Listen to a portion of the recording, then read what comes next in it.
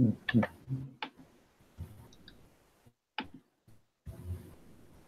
Did we drop the link for anybody that wants to?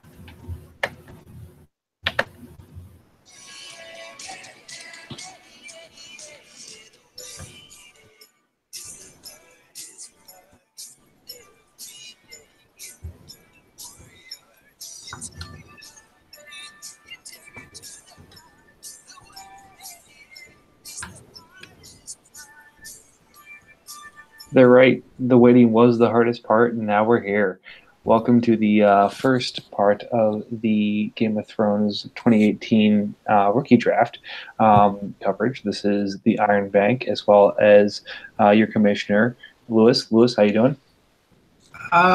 Good. I've got you in one ear, and I've got Eric, Children of the Forest, and Matt of the Faceless Men in another ear. So it'd be interesting to see how many conversations I screw up here. But I'm doing good, even though I don't have any picks, or didn't have any picks in the first two rounds of the draft here. Well, not for lack of trying. I've been trying to send them over to you, but we'll figure it out here shortly, but surely. Anyways, as Lewis mentioned, we're about 2 rounds through the draft so far, so we'll go ahead and talk through it. What we have, who's picked who, what we're surprised by, what we're not surprised by, and we think sitting up here pretty well. Anyways, so let's start at the top. No surprise at the top of the draft. Saquon went 101 and 102, as this is a double copy league. But then the surprises really started at 103. I think, from a fantasy perspective, Lamar is the most dynamic player in this draft. But did you really expect him to go 103, Lewis? No, but I mean, I like it. I like it. I like it because it's something that you and I both did in a different league. But I'm not sure I like it for a team that earned the 103 because they suck. If it was somewhere where, like you, for instance, had traded in, you were at 102, your team's not terrible. That's almost a luxury pick that early for me. If you understand what I'm trying to go there. Yeah. I don't think that Lamar Jackson is a smart pick for teams that suck. Or teams that don't have any quarterbacks, because he also has the biggest chance of out of the top five that got drafted of never, playing as a quarterback. So that's interesting. At 103, I think he could have traded down. I know he was trying, but whatever his price was at that point, even if you take a third to bump down to like 106, or what I mean, just something minimal. Even if you take a shot on somebody that you don't necessarily like, at least you got something on top of Lamar Jackson that could possibly work out for you. No, I think that's fair. I mean, the difficulty in this draft for sure is you've got one, and then you've got after seven. If you want a quarterback in this draft, you have to be in that top, probably 6 or 7. So with a guy like Baelish, who doesn't really have a quarterback coming into this draft, you have a decision to make. Do you stick where you are, take the quarterback who you think gives you the best chance to, come back either this year or next year and produce the best, or do you say, hey, it is what it is, move back, but potentially out of that top 7 picks? So it turns out that he didn't want to do that. He wanted to stay in that top 7, so he couldn't get a deal done. Ended up with Lamar, and I kind of disagree with you. I think Lamar makes a lot of sense because assuming he's able to hold off Flacco, he has potentially the highest upside quarterback with the quarterback who's least likely to see the field. Because considering, let's see, Allen has to overtake McCarron. Rosen has to overtake Bradford. Darnold has to overtake McCown and or Bridgewater. And Mayfield has to overtake Tyrod. Do we really think that any of those are tougher to overtake than a former Super Bowl MVP like Flacco? I think that from a win later perspective, Lamar might be the safest pick, but also the pick with the highest upside. Yeah, he probably he probably is right that Lamar Jackson's not playing this year. He plays next year. But what makes the pick better is Baelish also picked up Josh Allen later, so we'll talk about that when we get there.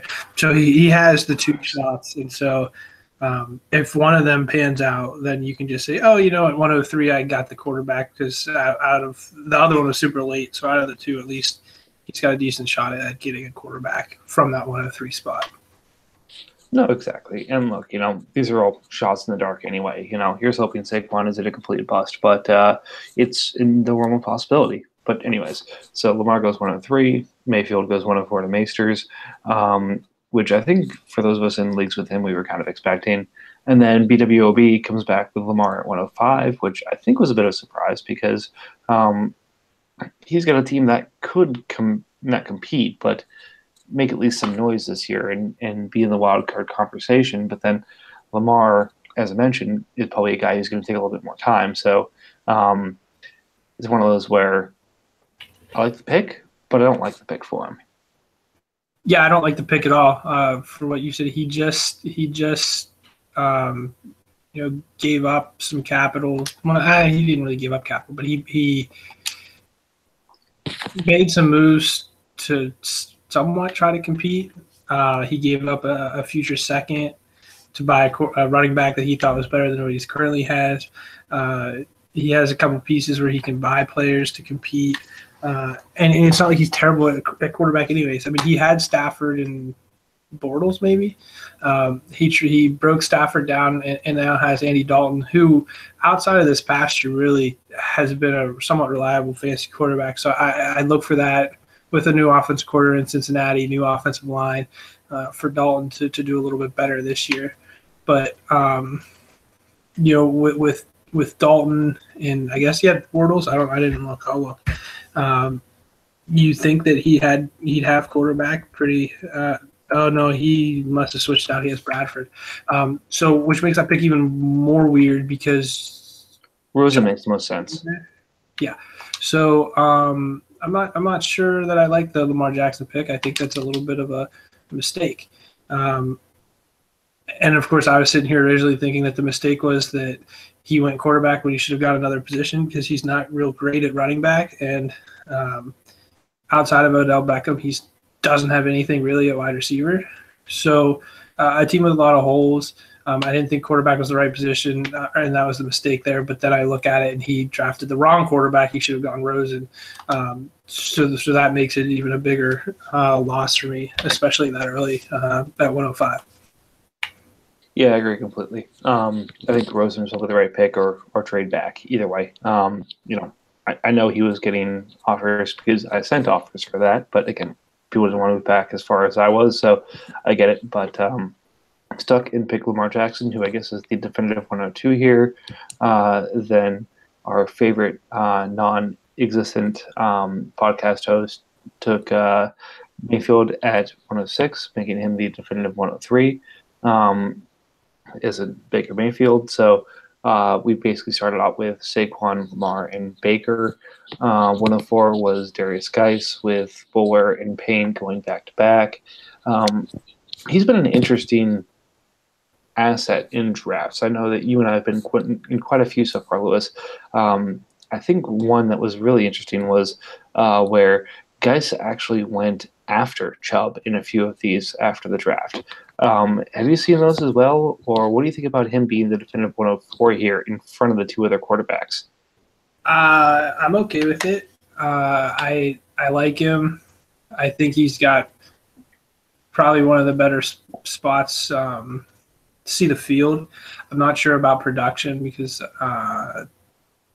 what's his face? Jay Gruden's offense isn't really featured around one solid running back. He's never had one, so it's hard to guess, but they've not been real fantasy reliant.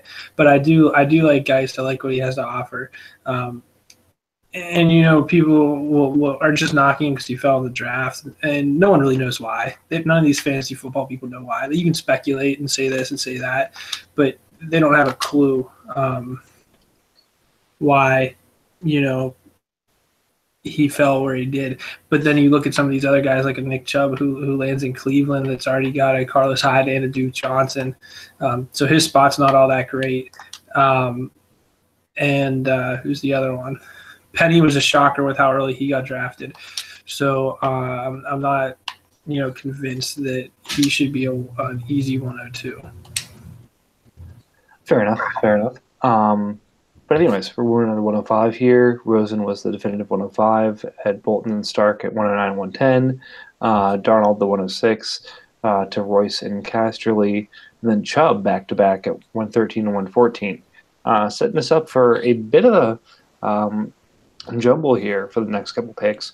Payne went Sony Michel at 115. I went Richard Penny at 116. And then Phil went Royce Freeman at 117, sitting Faceless up for kind of a little jubilee of who he wanted to pick and who of these next tier of backs made the most sense to him.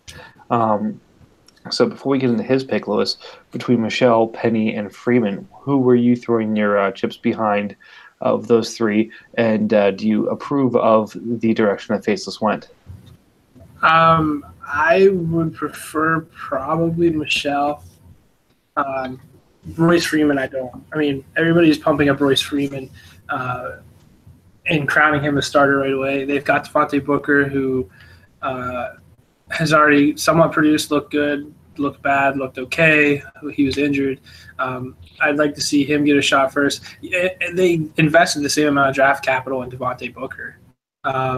So to say that you're going to crown Royce Freeman a starter when you've got a guy that's been in the system now for this will be his third year for Booker, I don't think you can crown Freeman as a starter or someone that's going to produce right away. So it really comes down to Penny or Michelle. And in terms of fantasy production the last couple of years, I'm taking a Patriots running back over what Seattle's done. Seattle really hasn't had anybody that's fantasy relevant since Marshawn Lynch left. And that offensive line's absolutely terrible. So, yeah, and I mean, I get that. And frankly, I ended up going Penny, but mostly because, frankly, I think Michelle's got a bit more of a murky situation than people think. Burkhead is still there and got re-signed. White is still there. And then they picked up Jeremy Hill as well. So, yeah, I don't hate the pick. I mean, one, I just don't think somebody grabbed Royce Freeman in there between it. I don't like that at all. Yeah. But that was foul, and so he's in my division. I'm okay with that. But yeah, either of those other two I thought were the pick. And I thought we didn't get into it, but Swan's the next pick, and to take Calvin Ridley, I thought it was an absolutely terrible pick. It's one of the worst of the draft. Right up there with Brotherhood, so it tells you where the newer to Dynasty people are at, because I don't think either one of them had a really good draft.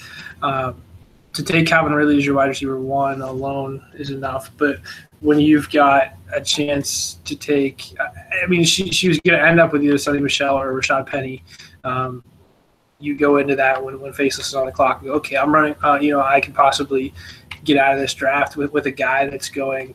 And I mean, you talked about it. There are some spots where after Barkley, that 102 is a little murky. In some spots I've seen Penny go there. In some spots I've seen Michelle go there. And at worst case, one of those two has been the 103. So when you have a chance to get a player of that caliber and to pass that up, to take somebody that's not even the number one wide receiver, it is just a terrible move. It's a pick based on need, but just take the player and trade the player away, or move some of your other pieces. I mean, she's not hurting at wide receiver enough for Calvin Ridley needed to be that pick there at 119. Yeah, I mean, I'm in between with you here. I agree. I don't think Ridley is the pick there, but again, I go back to last year where she took Kamara in about the same range. and I'm trying to look at the upside here. So pardon me while I weave the web of potential upside here, where I think it was a little later, it might have been around 124. yeah, because she was in the playoffs last year. But again, it was a player who had a abundance of talent, but also had a direct line to a starting role. So, considering where Julio is in his career, and the fact I think it's still Sarkisian who is the offensive coordinator in Atlanta, and really did play under him for 2 years in Alabama. Um, there is a conceivable side of this that could see Ridley overtake Sanu and start, Julio Jonesing Julio Jones like he did to Roddy White. So again, I don't think this is going to happen, but in the range of outcomes, I could absolutely see Calvin Ridley going up and putting up an 1,100-yard and 8-touchdown season this year. So again, I'm protecting myself by saying that's in the realm of possibility, but I could also see it being a 500-yard and 4-touchdown season. So, well, I mean, he's already 23, which is old. well, I was going to say, I think the age fact I've heard recently is Amari Cooper was the Alabama receiver everyone likes to talk about, and he has been in the league for 3 years. Yeah, 6 months older than Calvin Ridley. Yeah.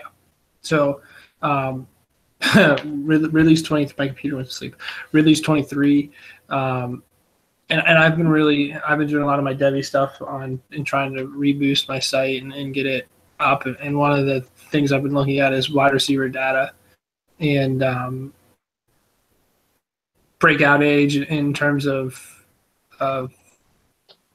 wide receiver production for target percentage and total percentage of somebody's offense, and those numbers look really bad for Calvin Ridley, like really bad to where the point where I think he's the only wide receiver drafted in the first round that didn't meet those benchmarks. Mm-hmm. So he's already in the hole there, plus with the age.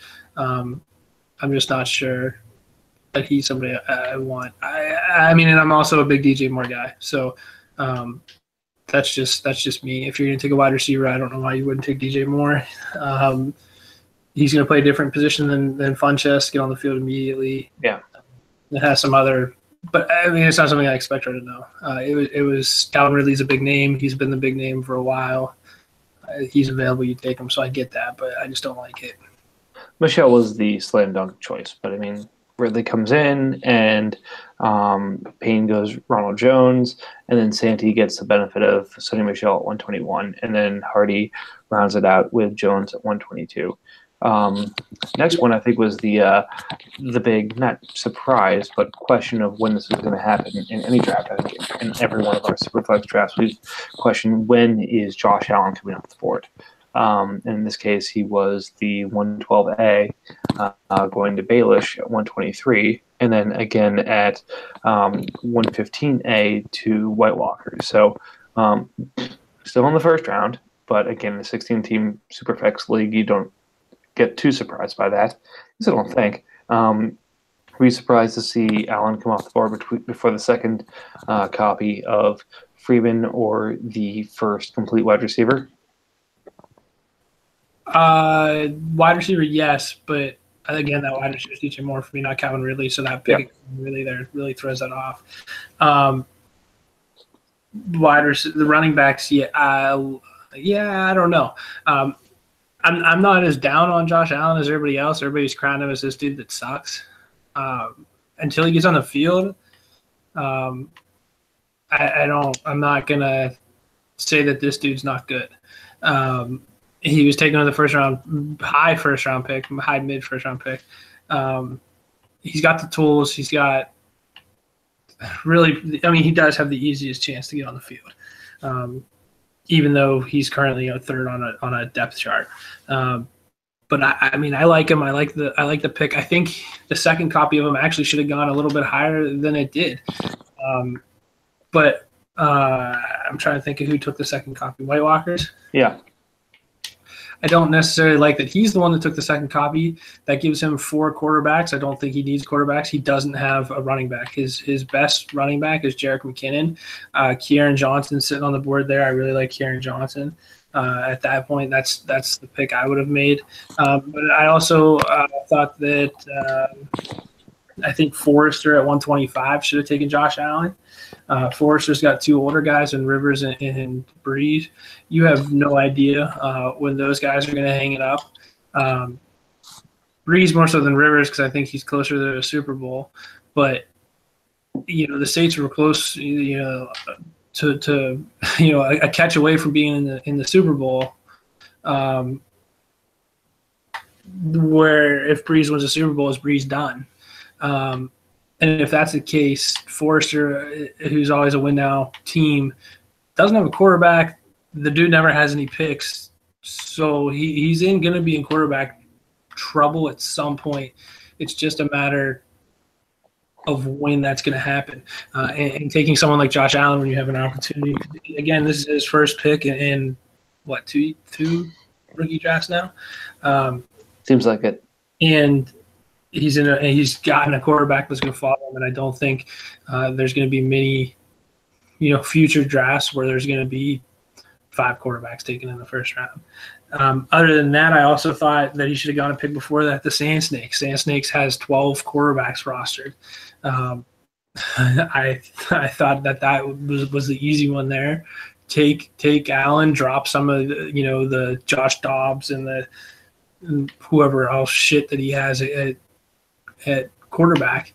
Now he did make a trade to pick up a different quarterback, but it would have been a lot cheaper, I think, to just grab Josh Allen there. So it's interesting. I thought his value actually should have gone higher. So maybe I'm not surprised that he went ahead of the wide receivers and some of the other stuff because I have him slotted going to teams a little bit higher than that.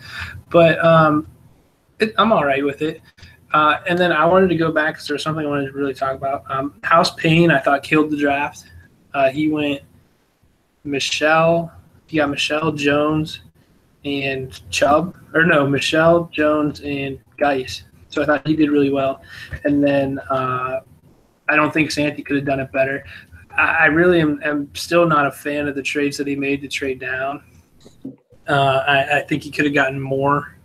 But to trade down from where he would have been, which was a clusterfuck, I think it was somewhere up where it was Maesters. It was 104. So he went from Mayfield down to I think 111, where he took Darnold to 121 and picked up Jones, and then I forget who the other piece he picked up in the process was too. Yeah, so he picked up Michelle.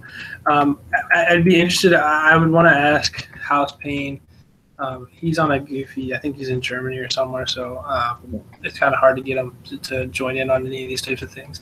But I'd be interested in at 115 he takes Michelle. If he had known that Michelle was going to be there at 120 for him, I'd be curious to see if he takes a Penny or a DJ Moore or somebody else differently at 115, and then take Michelle again at 120, or be able to take Michelle at 120. So that'd be interesting. So yeah. But yeah, in that section of the draft, I thought Payne nailed it, and I thought Santi, it couldn't have gone better for him. It really made up for what I thought were terrible trades to trade down for what he got. And so that put us at 122. The Ronald Jones to Harding. Him and Payne took him in a couple picks there. Mm-hmm. I've got the rest of Tampa Bay's backfield. If this is my mandatory promotion, I have the rest of Tampa Bay's backfield. If any of you guys want to figure out who you think is going to be the next man up in case something happens to Jones, I've got him. I'll sell him to you. I need the roster space, so we can get that done. We talked about Baelish getting the second copy of Josh Allen already, 123. I really like that. He had no quarterbacks. Nick Foles was his only one. So now he's got Lamar Jackson, Josh Allen.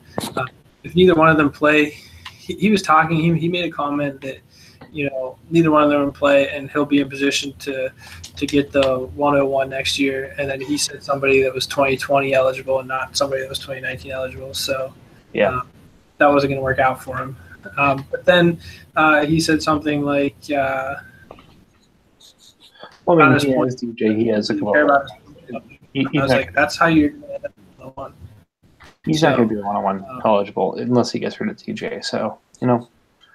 So, and that's the other thing. So, I'm not sure why he doesn't feel like he has to get that move, but he's got A-Rob and DJ and some of these other pieces. If he truly wants that one, he's going to have to move some of these guys. I don't see him doing that. He's probably going to be middle of the run team for the next couple of years, and he might be stuck and not be very good. I'm just not sure. Who else is in there? DJ Moore went back-to-back, Forrester and Baelish. Even though I thought Forrester should have gone Josh Allen, I really like DJ Moore, so that makes sense. Same thing for Baelish. I just think it makes sense. So I really like that section of the draft. I don't know about you, but that 20 picks 20 to 25, I really thought the guys picking there nailed it. Yeah, I hated that section of the draft because I was hoping some of those guys fell to me. But look, I mean, they nailed it. I was hoping for DJ Moore at 128, didn't fall, but I was happy with the player I took. Or Royce Freeman. I've never been a Ronald Jones fan, so that being said, seeing him go up there as well as both copies of Ridley helped some guys fall. But look, I mean, it makes a lot of sense for a lot of these guys. Like you said, Baelish nails it with 2 quarterbacks in the first part of the draft as well as a receiver. Question's going to be, kind of preseason. He's going to have to make a decision for whether or not he thinks he's going to have a chance to kind of either scrap into the playoffs this year or if he needs to move a DJ and an A-Rob to go in next year. With that said, 128, I was very happy, and I think this is one of your guys too. As one of your top 2 or 3 receivers in this draft, Christian Kirk. I love the landing spot. I love the player, and getting that guy at the end of the first round just makes all sorts of sense to me. Granted, I think I had to give you Phillip Rivers to get that pick, but that said, I'm happy to have Christian Kirk on my team here, and start revitalizing that receiving core that after some of my offseason moves started looking a little thin. Yeah, he was one of the guys when I could be remembering this wrong, but I started doing, rookie mock drafts for this league in particular back in December, I think, maybe November even. And I put Kirk in this range, I think. I wasn't sure that he was going to hold up. I didn't think, I thought maybe he wouldn't get drafted high. Or to the right spots where you could hold up to that value, but he did. He's in a great spot in Arizona. There's really not much in wide receiver there, and what is there is going to be gone in the next couple of years. Really, really happy that he's going to be paired with Rosen for years to come. And Rosen had a guy similar in play style to Kirk in college, and that's I forgot his name. Doesn't matter. Anyways, similar guy, put up really good numbers for Rosen there. So I look for Kirk to be the same kind of security blanket. So it should be a good pick. But yeah, I would have liked DJ Moore. I mean, if he fell down there, that'd have been glorious. Yep. And he was very, very close. Although I'm not sure he would have gotten past Stark, but it very easily could have happened had one of them grabbed the other copy of Josh Allen, which Stark complains on nonstop about wanting young quarterbacks is in a position to take one, even though he might not like him today. He might be different come training camp. So I thought he was in a prime spot to take one again. Thought Forrester should take one. So it almost happened for you. Yeah, and again, I did try to move up often in this section of the draft as well, but didn't work out. But like I said, I was happy with Kirk. And then 129, like you said, Walker's takes Allen. And then we start seeing the running backs go off again with Tyrell actually making a pick instead of moving out of it, which was kind of the story of the back end of the draft was which of these picks is Tyrell going to make and which one of these is he going to move out of, because he did make a habit of moving in and out of these picks at the back end of the first round. So as a part of it, I ended up getting Kirk Cousins from him for Ryan Tannehill. There's obviously more involved in that, but I was very happy with that trade. But as part of that deal, he ended up getting the 130 and took Kerryon Johnson, the first copy of him at 130. And then in a deal with House Harding, I think moving back with Stark from 127 to 131 to get Cortland Sutton instead of Calvin Ridley, which I actually kind of like better. I think he picks up a third rounder in the process. But he picks up two flexible guys in the process, which makes a lot of sense. And then Tully finishes that out at the 132. So that ends up the first round for us. So both copies of Kerryon Johnson, Sutton still open, Kirk still open. Otherwise, the other 15 guys who went in the first round were, done and dusted. Yeah, I mean, I can't emphasize enough how badly White Walker screwed up his pick. No running backs on that roster. McKinnon's the only one. And McKinnon's going to be put into a role that we really haven't seen him be in. Full time, ton of touches. Is he going to hold up? We don't know. I hope he does. I really like him. He's a guy that I've owned a shit ton of Jerick McKinnon. I originally had him here. I gave him to you here. I have him in NFL GMs. I have McKinnon all over the place. Yep. And so I really hope that works out for him. But we've seen that kind of stuff happen before with guys like Lamar Miller. So to count on that, especially a team that was our champion year one, his roster is really in a spot where if he doesn't make the right moves in the draft, because he's another one that doesn't trade all that often, that his team is going to hit that cliff sooner or later. The pick there should have been Johnson. It wasn't. So that put Tyrell in a really weird spot, I think. I'm not sure if he'd have gone Josh Allen if he was there, but that would have made sense to get to end out the first round for him with guys that still have that first round grade in Allen and Johnson. But since the Allen went, he was stuck with the two Johnsons there at 130 and 131. He can only select one. So I don't like that he took Sutton. I would have honestly just traded the pick. I tried to get this pick. This is the only pick that I've actually tried to trade for in the draft.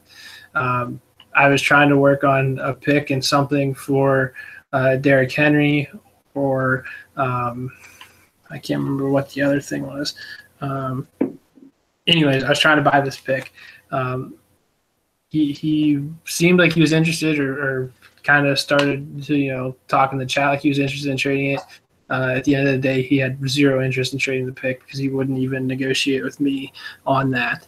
And so to take Cortland Sutton there, if he had moved that pick, he would have gotten more than Cortland Sutton, because Kerryon Johnson is the end of that cliff there.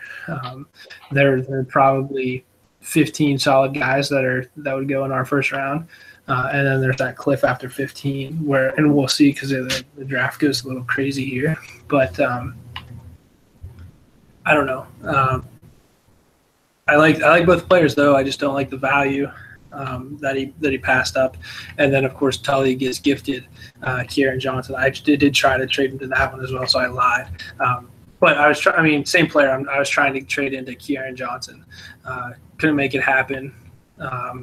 We'll see. But I do like the Kerryon Johnson picks.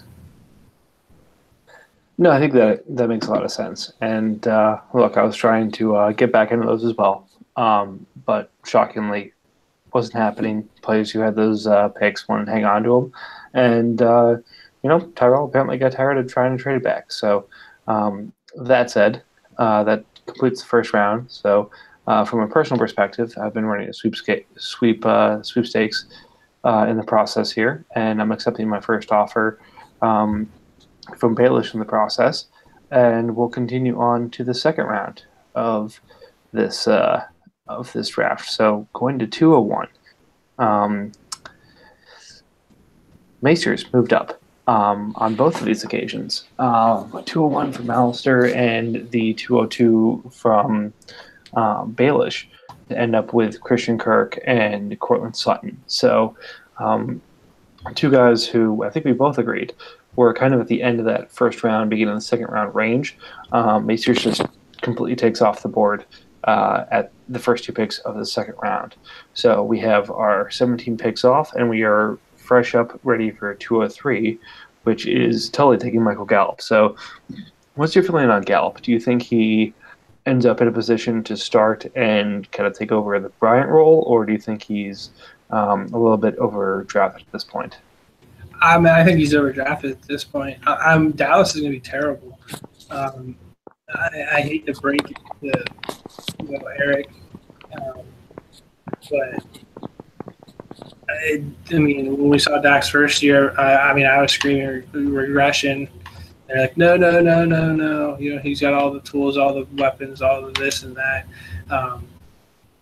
Gallup is going to go in there and yeah, he's competing with Terrence Williams and some other shit, Cole Beasley and Noah Brown, and I don't even know who else is in there.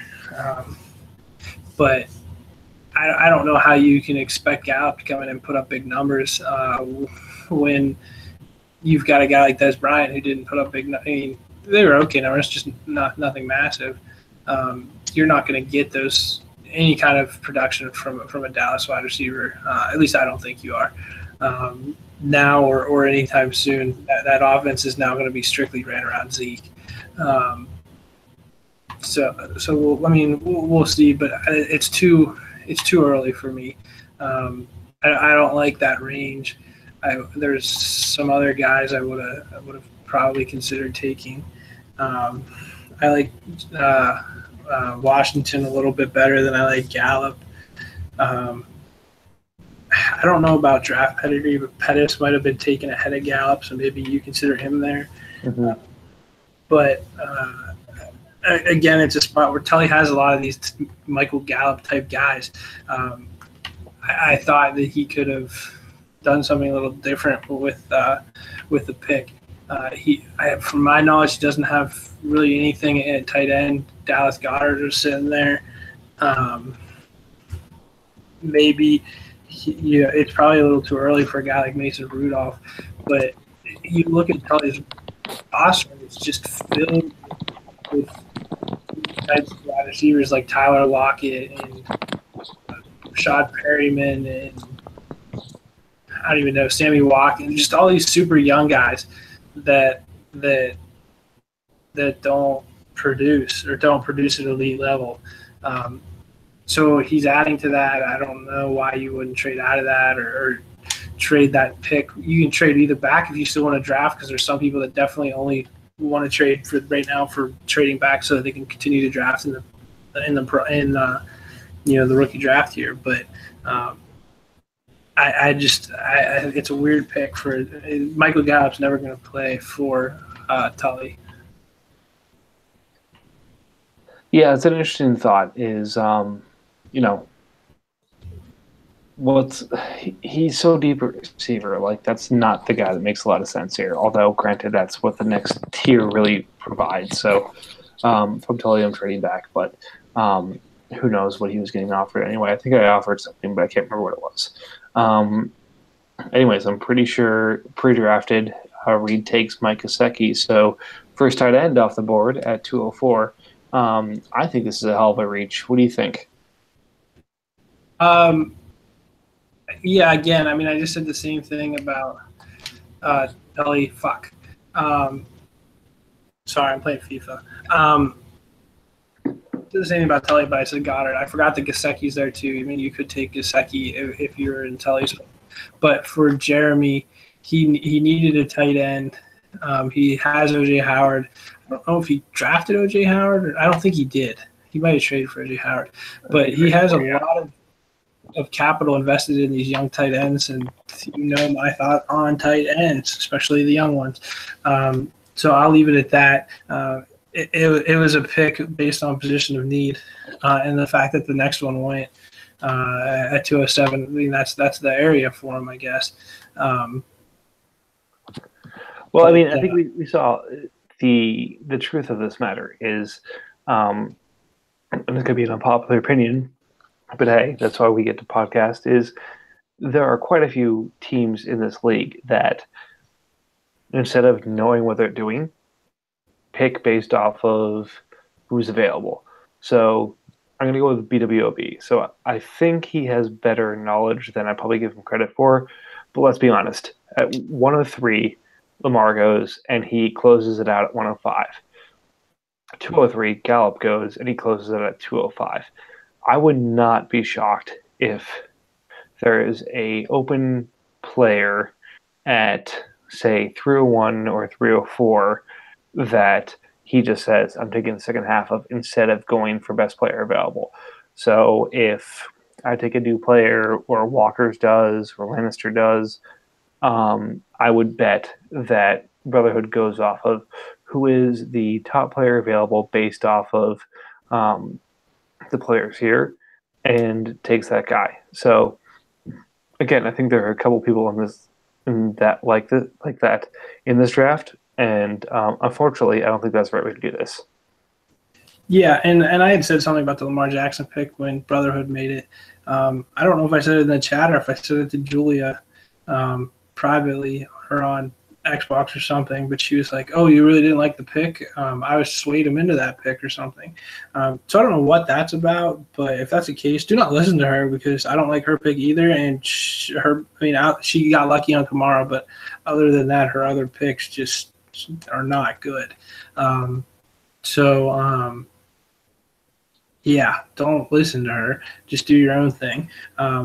But yeah, I know I definitely would agree that at some point, and from my knowledge, I mean, since I haven't had any picks, I have not been paying attention, and I've got my Gridiron startup going on. I had Cleveland rookie draft going on, and now I'm getting ready for that Devy draft there. I was also hosting a Devy mock draft to get some data for my Devy site, but I haven't been following this at all. But someone did say something about the ADP being messed up, so I don't know if that's got fixed. I know someone put in a ticket to MFL to have them take a look at it. I don't know if it got fixed, but if that's the case too, then yeah, I totally 100% agree that these guys that might not know as much as others that don't have a list of best player available are probably simply just drafting off of, oh, look, that guy took Gallup, so I'm going to take Gallup. 100% agree with that. Probably is happening, especially if that ADP is still messed up.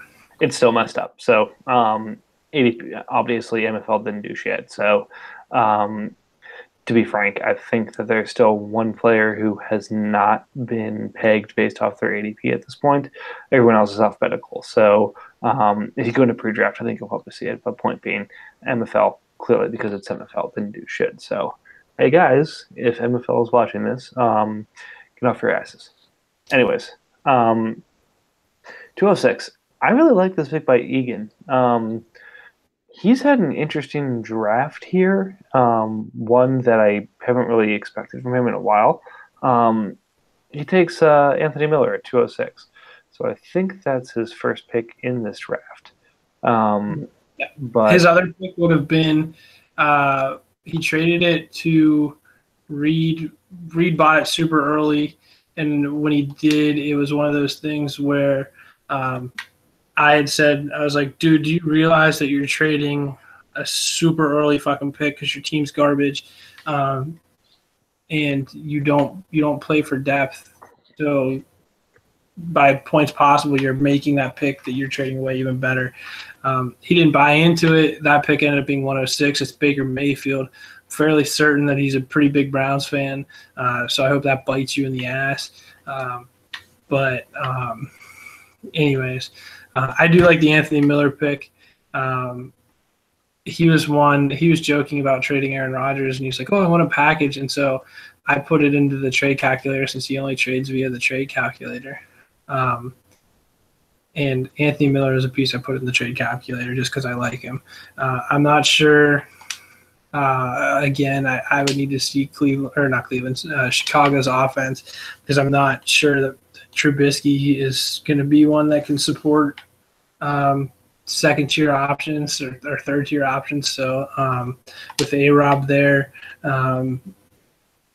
Cohen there, and a tight end, the passing game I think is pretty much tied up in that. So we'll see how much is left for Anthony Miller, but I do like him as a player. Yeah, I think it makes a lot of sense. And then from an opportunity perspective, to plug right in. He goes 206 and 208. The second Gesicki goes off to Bowler at 207, 209. So here comes a fun little stretch here where James Washington goes 209. Both copies of Pettis go 210, 211. And then the first copy of Goddard goes at 212. At 213, Tyrell pulls a nice little bait and switch here, acquiring the Baelish copy of James Washington while at the same time trading out of the 213 to the 214 for a fourth and fifth. So he gets James Washington, the player who is taking up this pick, and picks up some capital in the meantime, but in doing so, gives up Cooper Kupp. So when I saw it being done, I thought, hey, that's a really cool move by Tyrell. But then, do I really think James Washington has a higher ceiling than Cooper Kupp? And I can't believe I'm saying those words because I love myself some James Washington. But considering the situation he's in with the quarterback he's with, do I think that James Washington is a better player than Cooper Kupp? And I don't think the answer is yes. Yeah, so this was I personally had a problem with essentially putting the trades together to where you rub it in Jeremy's face. I just think that that's a big move to know that, because you don't do that unless you have the trades in the hopper and ready to go. And so to do that to him, I think is kind of a dick move. I wasn't happy with that. I don't think it's a very classy thing to do. But he did get capital, but he loses his ass on the deal. You have the fucking pick to take James Washington. Just take James Washington. You then have James Washington and Cooper Kupp. I don't know what the other piece that he picked up was, the other pick, but it's not going to be anything that's better than James Washington and Cooper Kupp. So you lose your ass there, especially after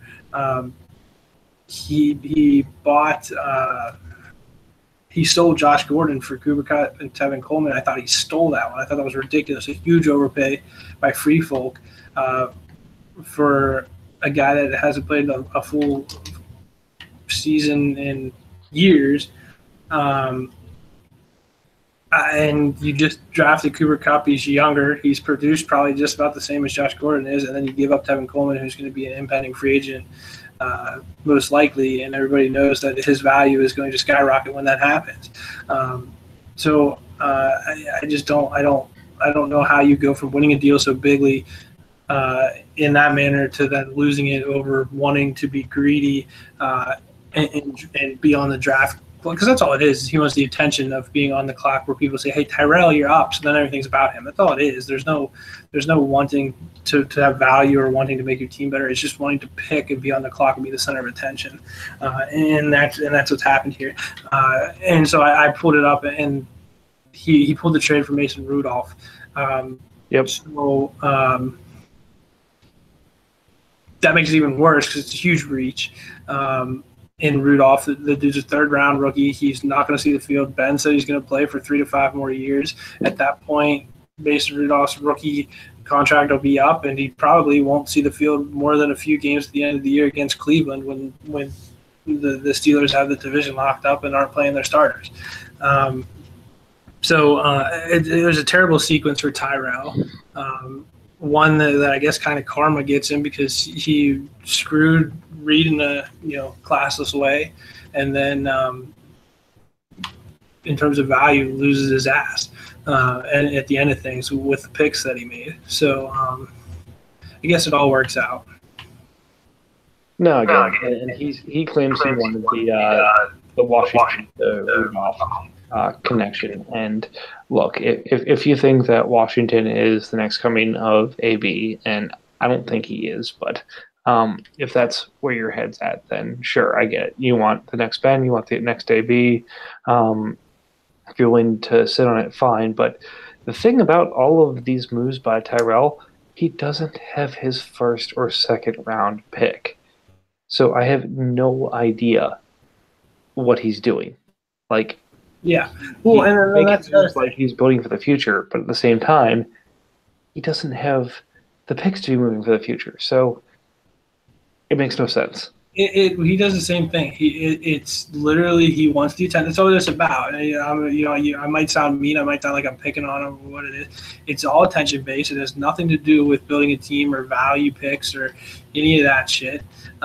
It's simply he wants the attention of being on the clock. He's on the clock currently. I don't know how long he's been there, but he's currently on the clock. He has the 228. You're telling me that whatever he traded, to get to Cooper Cup, that you couldn't have paid 228 in Cooper Cup to move up?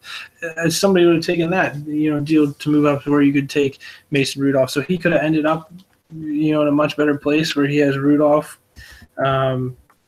Washington, and then the other pick that at 213. It's just stupid stuff that's all about attention. I'm not sure how he's going to build his team, but we say that every year. And somebody is dumb enough to give him a deal like what Ham gave him for Josh Gordon.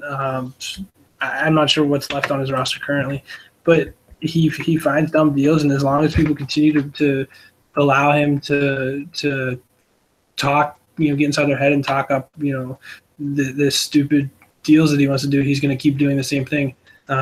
Just because it allows him to be the center of attention, allows him to make trades, and it allows him to continue doing what he's doing. He wanted to trade Aaron Rodgers for Aaron Rodgers and Marvel, and he was only going to give up Mitchell Trubisky in a first. He knows better than that, but he was trying to take advantage of somebody and talk into their head that he gave up so much for Mitchell Trubisky that this is what Trubisky's worth, and then the first on top of that makes it okay to take in a deal for Rodgers.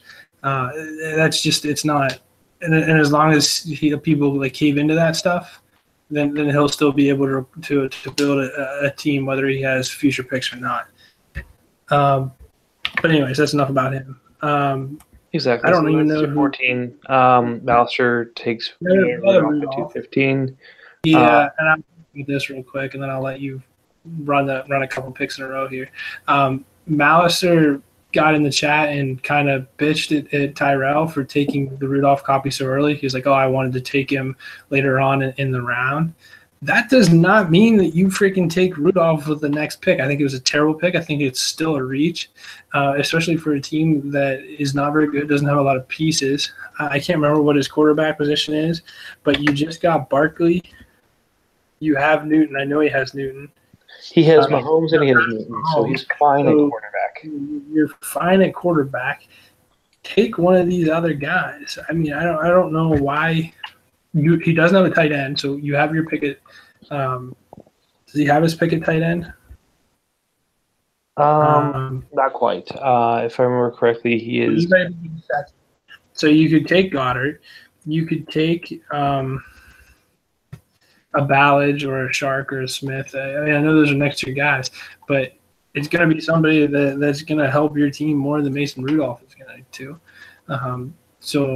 It's a weird pick, and if you're so stuck on wanting Mason Rudolph, then just freaking trade back. All these people talking they want to trade. Just trade the damn pick. If you can still take the player. Yeah. So I just get terrible. I didn't think it made much sense. You recognize that it was a reach. You bitch to the guy that it's a reach, and then you turn around and do the same thing. I think that's a definition of something, but I don't know what it is, and I'm going to be nice and not say it. I call it insanity. Yeah, doing the same thing over and over again, expecting different results is called insanity. That said, I wasn't upset with the Rudolph pick there, especially in our format. Look, he's got two assets in Newton and Mahomes. I don't think he's ready to compete yet. He's said as much. So the question is, do you take a player who can help you compete in the future? If a Godfather deal comes in for Newton, makes a lot of sense. So I can see why he takes Rudolph. I think I would rather go a different direction, but I can talk myself into it. I guess is what I'm saying. Other than, holy shit, what was he thinking? But anyways, 216 is Bolton. 217 is Ballage. I moved up to 218 to take the other copy of Ballage. 19 and 20 is Hayden Hurst. 221 is DJ Chark. And then 222, 223 is take Traquan Smith. 24 and 25 is Naheem Hines. And then 226 is Antonio Callaway. So if we look back over the last couple picks, I think we're all closed out with everybody but maybe one. And I can't put my finger on who might still be open after 225. But again, I would imagine that there's still one person who hasn't been picked from. Yeah, I know. DJ Chark.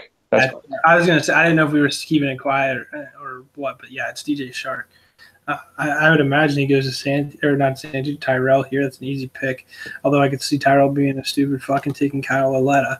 So it could really go anyway. But maybe I trade up for DJ Chark here. I already have a couple of shares of DJ Chark simply because they're value picks, and he's been a guy that I don't know why has been falling, and I have picked him up super late. I got him in Cleveland in the third round, I think, the mid third round, and that's as you know, it's a Debbie league, so it's 3 rounds too, so it's super depleted. It also has IDP, so the fact that DJ Chark was there is just, for me, at mid to late third was just unreal. And then I got him in, which is even worse, the third round of a different league, Confidence League, which I couldn't believe that he was available there too. So he's one that's kind of fallen. But some of these other guys, like Ballage, I really like, but I haven't been in a spot where I could grab any Ballage shares. So I'm glad you were able to get one, because I think given the opportunity, he can be special. Hayden Hurst, it's a little early for me to take him. He's a guy that I've been consistently grabbing in the late third. I think it was late third in WWE. Because my team's really good there. Maybe a little too early for me. I don't know. But I definitely would rather have Traquan Smith than Hayden Hurst. Traquan Smith is a guy I have all over the place. I really like him. So whoever grabbed him, Baelish, I think. No, that was me and Royce. Oh, you. Yeah, it was somebody yellow. So I like that pick for you. So I think you did very well there on that in that turn. I like those picks. I think a little bit better than some of these other picks that people were making here. Again, I said Hayden Hurst. I didn't like the pick, and I look up, and that's Brotherhood. Again, running up probably a poor draft for him. The same kind of situation is Baelish took Hurst the pick before, he takes Hurst the next pick. So I feel like Brotherhood is making a living in this draft of taking the next copy of whoever it's going to be, whether it's somebody who knows, he doesn't know. And I think looking at everyone above him, of anyone open, he was the only second copy. So if Brotherhood is taking an approach to the second copy for everybody, that makes sense. Yeah.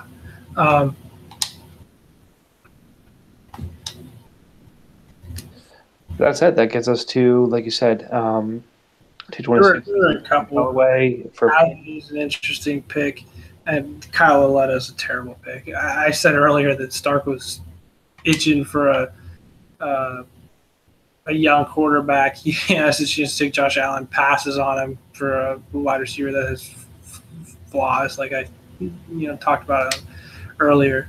So to take Kyle Aletta, that's I get that it's super flex. I get that these guys are important. They have value. But guys like Kyle Aletta and freaking, who's the other idiot? Mason Rudolph have no value to anybody but the owners that own Ben Roethlisberger and Eli Manning. So I don't know why other people take these guys. Um, it's a It's thought, and it adds value to some of these late picks for teams that are coming up. Like Tyrell's up, that DJ Shark is still there, shouldn't be there. We've got Antonio Callaway still there, and so guys that are coming up in the next couple of picks, Tyrell, yourself, um, Sand Snakes, are smart enough to say, hey, this guy's good. I'm going to take this guy and not waste picks and throw out picks on shitty tight ends and quarterbacks that are never going to see the field. And so they've got to be careful because there's going to be some teams like Targaryen's picking for the first time coming up here at 304. I think Lannister's picking for the first time here coming up. He's got a series of picks. So these guys that traded out completely, that have no picks and have really good teams, are going to start getting guys falling into their laps. So some of these other guys wake up. Hey, and again, it's interesting because this is the part of the draft where, there's not a clear line of this is who you pick. I think, we saw there was one Barkley, then the 4 quarterbacks and the 4 running backs went pretty methodically after him. And then it was the receivers. I think Ridley went a little bit out of order, but that said, it was the Freeman, Moore, and then Ridley right there, Allen in that bunch, and then some of the other receivers. But the first round kind of in our league is pretty well spoken for. The really interesting part is that second round, and that's gone in an order I wasn't expecting, but I'm not upset about. So that said, I mean, I'm a Balaj truther in a lot of leagues, so that's why I have him kind of everywhere. But again, we've got 2 more picks coming up here at the end of the second round. We'll see what happens. That said, I guess I now have to pick a second winner of my sweepstakes. For those who weren't aware, I've been running a sweepstakes throughout the process here. And now I have to pick another winner. So Baelish was the first winner. You announced that, but you didn't say what the deal is. Yeah, I traded James White for a 2019 third. I probably paid more to get White in the first place, but that being said, with the addition of Michelle, I like what White does as a PPR back, but at the same time, it's tough to tell with 4 really reasonable backs in that backfield who really has what kind of position. So that being said, now we're looking at the second winner. So the winner at the end of our second round coverage, because Chase is sitting on the pick because he's being chased, or maybe because he's at dinner. Who knows? And I've got 9 different offers to choose from, and I think I'm going to start trekking down from 9. That's not going to be one I take. So did you get 10 total offers then? I got 9 offers for on the second side. I got 10 total, and then my first acceptance knocked out 2, and now 1 more came in afterwards. So knocked out the first offer first, and then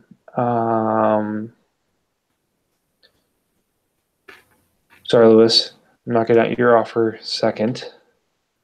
Boo. So I was the 8th. Wait, 8 out of 10?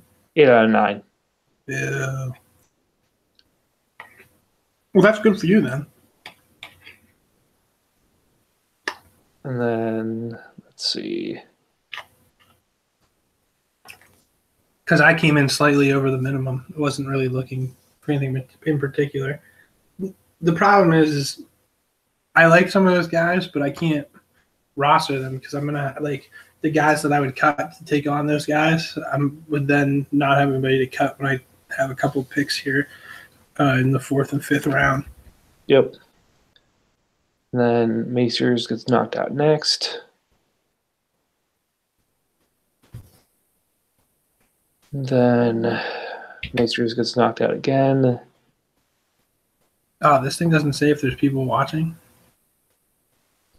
It does, but there's nobody watching. I mean, for now. Who knows if they're going to watch later. Well, they listen to it. Exactly. I'm going to show everybody my... Then there goes the Malister pick. My Boulevard Tequila Barrel Sour Ale.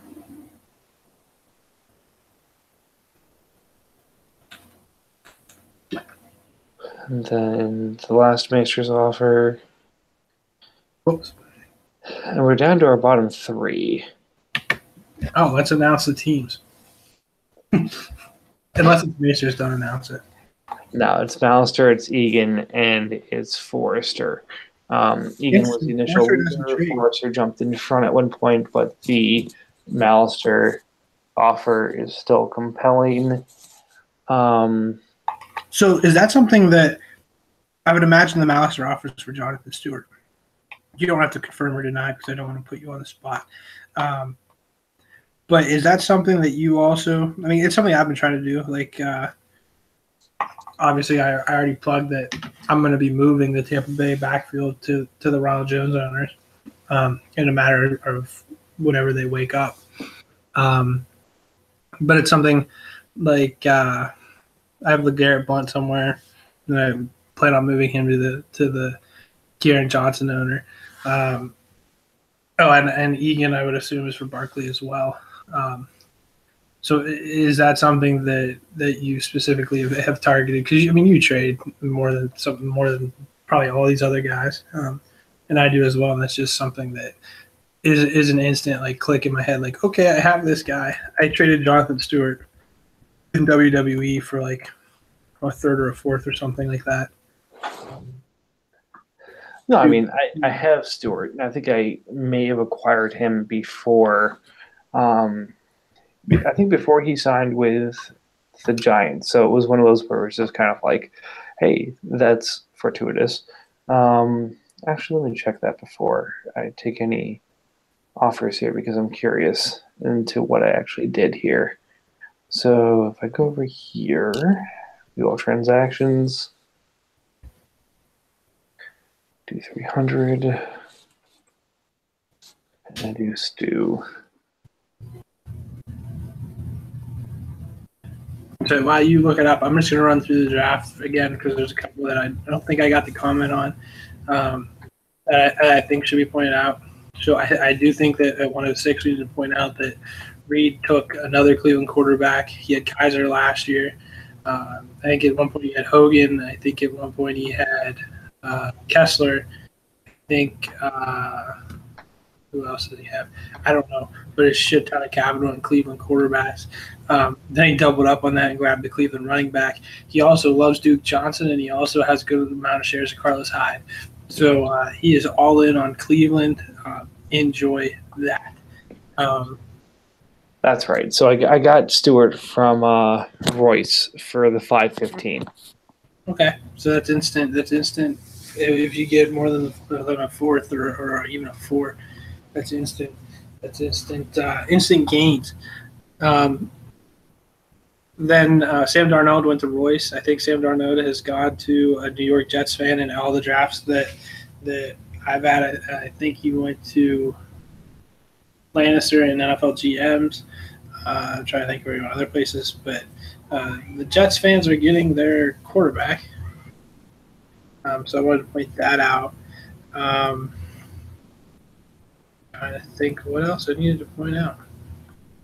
I already pointed out I didn't like the Sand Snakes pick. I wasn't fond of how Stark's draft so far.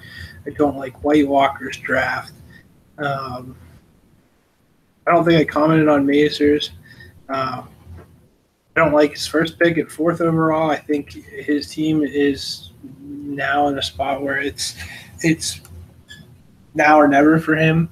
Because I imagine Tyrell's going to be decent regardless of what happens, because that just seems to be the kind of guy he is. But the window to win that division is absolutely right now. And when you have Fournette, Montgomery, Crowell, and Ronnie back, and you have a chance to add the next behind Barkley, one of the best running backs that's available, because he would have had his choice. To add that, I think he would have put his team over the top, because he addressed his wide receivers. His wide receiver was kind of weak. He got lucky with Will Fuller going off last year. He's picked up some other pieces. He got a real cheap Demaryius Thomas. Pair that with Vontae Adams. He's kind of set at wide receiver, but he didn't have anything in case it didn't work out, and there's no backup plan there. So he drafted the backup plan. I would have loved to see a different pick at 4 that really would have made his draft go over the top. Did you accept the deal, or because otherwise I'm just going to keep going through and tell people who like and like. Keep going. I haven't accepted yet. I'm giving people the last chance. Right. He fell at 117. I don't know if I've seen him anywhere else in the draft yet. 217. So 117, 217. I like his second pick of Ballage better than I like his first pick of Royce Freeman. I already said my 2 cents on Royce Freeman. Denver has already spent the same amount of capital on Devontae Booker. We saw what that ended up with him. To think Royce Freeman, is going to be that high, he is bananas. I think Faceless had probably one of the tougher decisions in the draft, but also very fortunate to be sitting at 118 to pick between Penny or Michelle. If Michelle pans out and Penny doesn't, that'll bite him in the ass, but very fortunate to have even the option there, because I don't think he really should have had an option there. I think he really should have just had whoever's left of Penny and Michelle should have been his pick. So to kind of make him decide, there's a tough one. Harding took Ronald Jones. That's an odd one. I don't think Ronald Jones is ever going to play for him. His team is loaded to the point Gurley. Oh, maybe it's not. His running back's a weak spot, so I guess that makes sense. But with the wide receivers, I don't think he's ever going to play more than one running back. So that's an odd one. He also has Joe Flacco. I think he would have wanted Lamar Jackson, but he went super early. And so if that's the case, I don't know. Maybe you find that I don't think Baelish is going to have much regret, because he's kind of all aboard the idiot train. But BWOB might have some regret in his Lamar Jackson pick. If you throw Ronald Jones in and a first for next year, which he's been bitching that he can't move, do you get Lamar Jackson and pair him with Joe Flacco?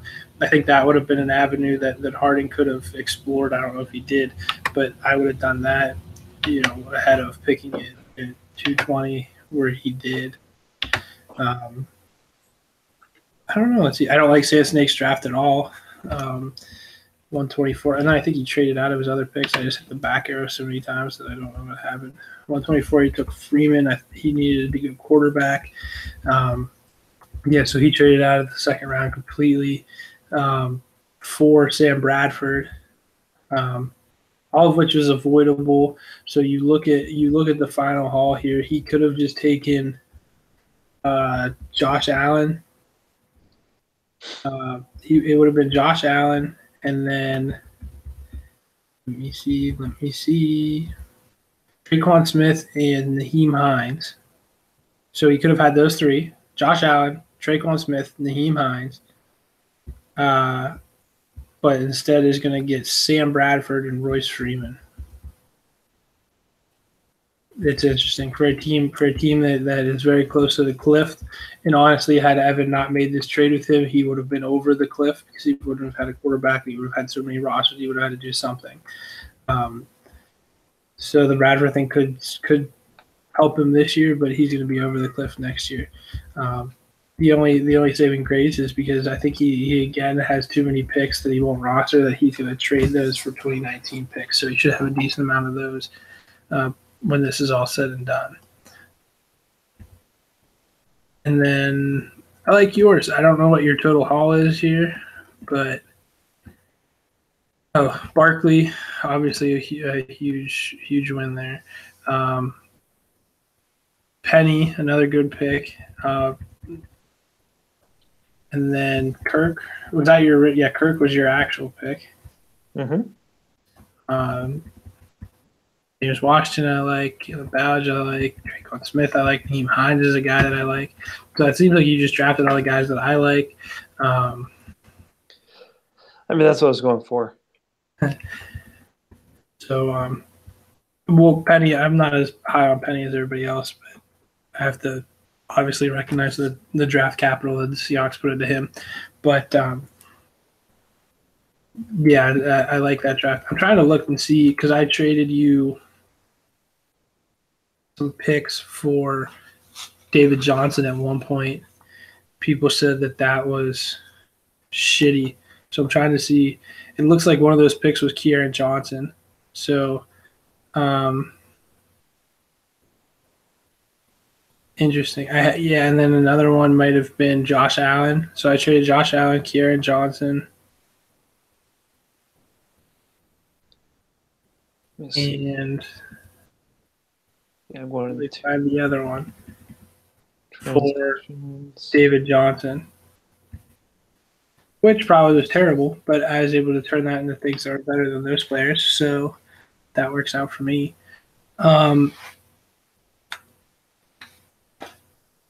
Take that off. I don't need it.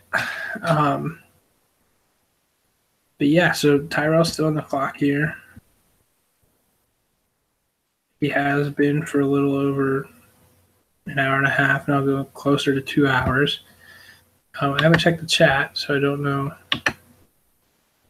what he's doing. Oh, putting the kids down. Let's see. So, yeah, you got Procise, you got my pick, you got Children's pick, and you got Lannister's pick. Yeah, so I was trying to figure out what numbers those would come out to.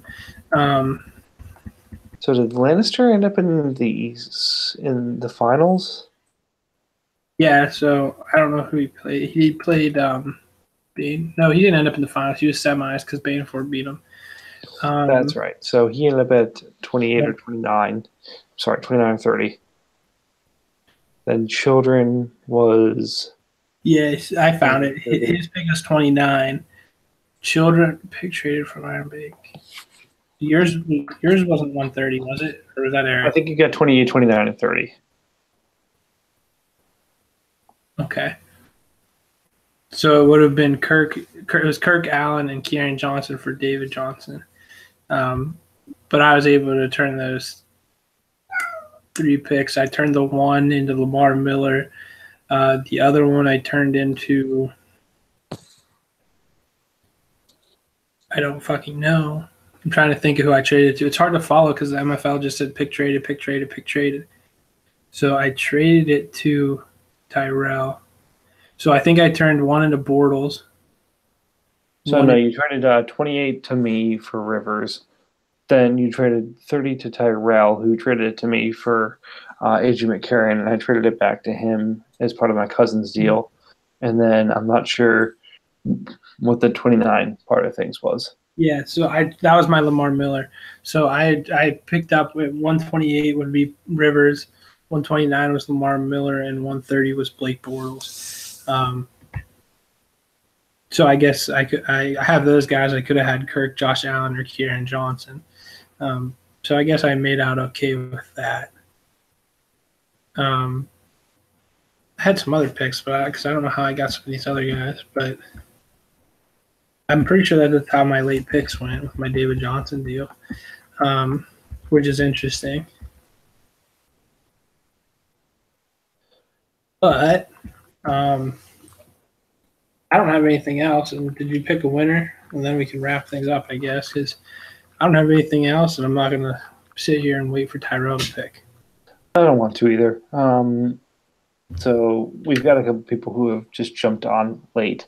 So I'm giving them a chance to bid the last minute at the Soups Cakes here.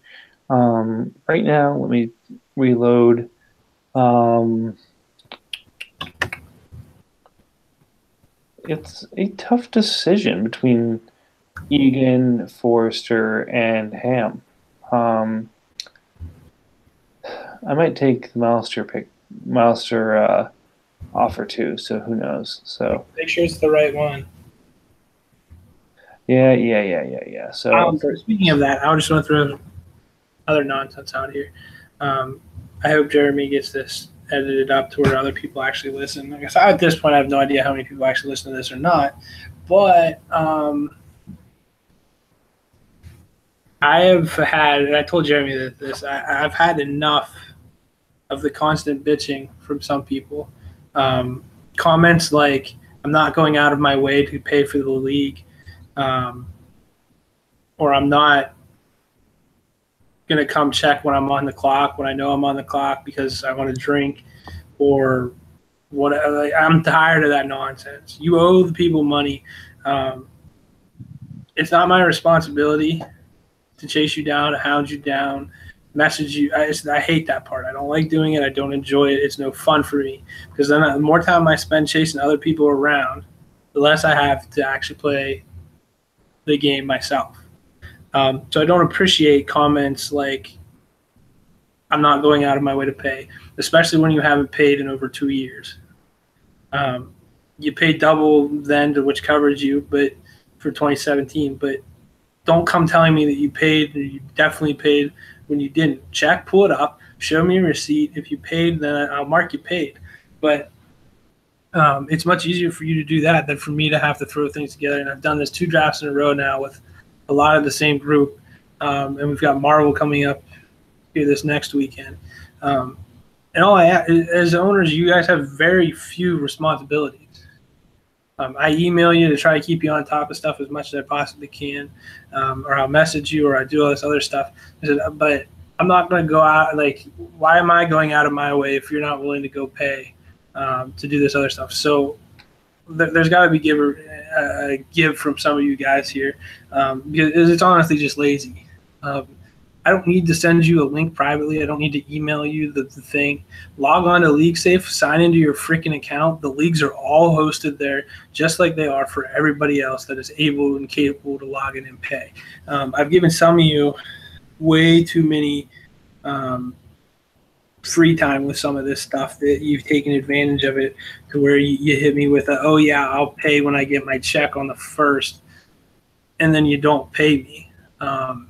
And I get that it's the league and not me, but I'm the one at the end of the day that's responsible for it, because if we're short money, the league isn't going to be the one that goes, okay, we're all going to evenly pay in however much money is short. It's me that ends up covering stuff, or paying for it, or paying for a new owner to come in. So it's shorting me, money on some of this stuff, and I don't appreciate it, especially the money, because that's the most important thing here, and then that's that has to be tracked. We have to do a better job. If you trade your pick, pay for the fucking pick. If you don't want to pay, you can't pay. Don't trade the pick, because I'm going to start getting a lot more strict on this.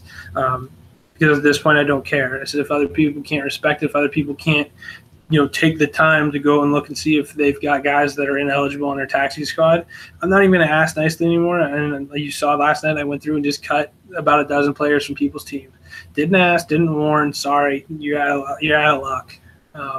And then to get messages like, "Oh, what the fuck?" added at me because I'm cutting people from players' teams.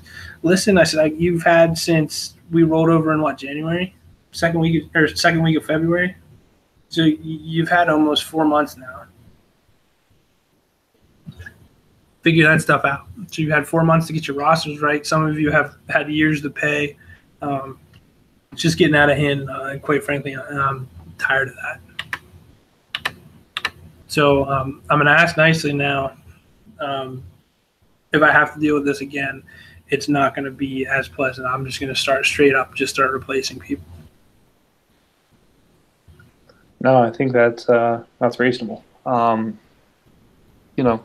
I think there's those who have already traded picks that would point to the fact they've already traded picks. I think there's one owner who had only a 4th and 5th left that could point to the fact, like, hey, clearly I've already paid because you want to let me pay. You want to let me trade my first through third if I hadn't paid. But that being said, there needs to be some kind of accountability from the owners in a league like this. Like, look, we've got a pretty fantastic league. We want to keep this going. Let's not trip over ourselves here and cause trouble because we're getting too fancy. Anyways, so we still log enough. Gonna load one more time here, and the winners of the second round of the sweepstakes are Forrester, who gets Brett Huntley and Terrell Pryor for a third round pick. And then I'm also going to award Malister, Jonathan Stewart, for a fourth round pick in 2019. Were Forrester picks 2019 picks? Yeah. And then I cannot actually accept the Malister offer because it would create an invalid roster for him. So not sure what the decision is there. But long story short, I would accept that pick. I would accept that trade, but I don't think I actually can. Yeah, you just had to send it back to him. So, I mean, this is equivalent of the Baelish debacle that I had last year where he threw a storm.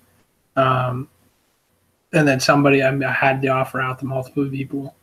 And somebody else was able to get one that the system allowed, and it went through, and he complained because he wanted to verbally accept mine. I went ahead and fixed that one for him because that was me, and I was able to go buy the player back. But if MFL doesn't let you, I mean, I'm not going to go because then people start crossing stuff over. And it's the same thing. It's like Santi asked me to put Hunter Henry on his IR for him here.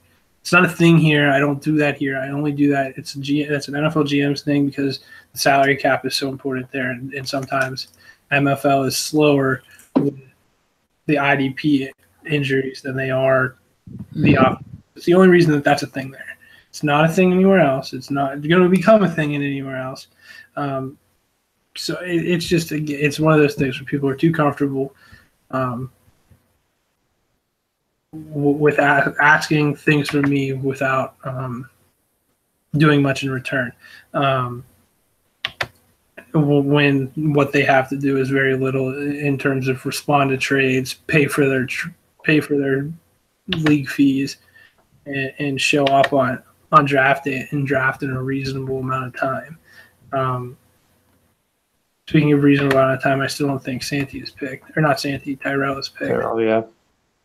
But I'll run through the trade bait real quick because what a great way to finish things off other than to possibly stir up a couple more trades. If Jonathan Stewart's moving, you still have Josh McCown and Torrey Smith on your deal or on your trade bait. Faceless is looking to move 2018 picks in the third, fourth, and fifth round to either move up a little bit or to buy 2019 picks. Eric is also looking to move Josh McCown and AJ McCarron. I guarantee you the price there is probably more than it is the Iron Bank. But so if you want McCown, I'd probably look in the Iron Bank instead of in the Forest. I'm not going to mention Casserly's because he has David Johnson and Hunter Henry on there and is looking for a receiver, and apparently Brandon Cooks is not a good enough receiver for him to Stephon Diggs. Counter. So to not even receive a counter. But he does have an offer that's 10 times better than the one I sent. And so with that being a rating of 77,000 in a trade calculator to a comparative 10,000 for David Johnson, I'm not quite sure why that deal hasn't been accepted yet, other than the fact that Cashley is blowing smoke out of his asshole.